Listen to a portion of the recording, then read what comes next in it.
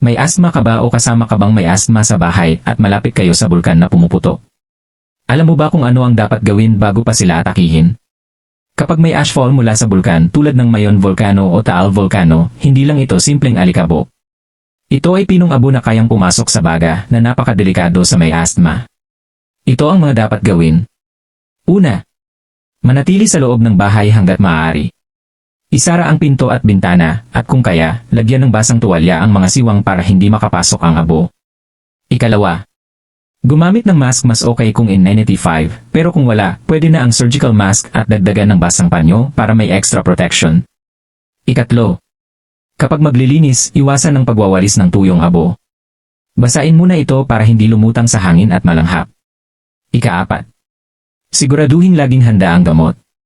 Importante na may rescue inhaler tulad ng salbutamol. Kapag may hingal, wheezing o paninikip ng dibdib, gamitin agad.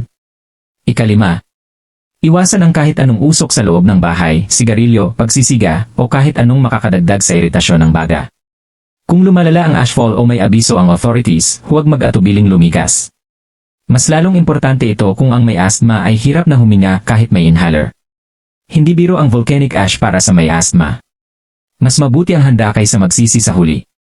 I-share mo ito para makatulong sa iba.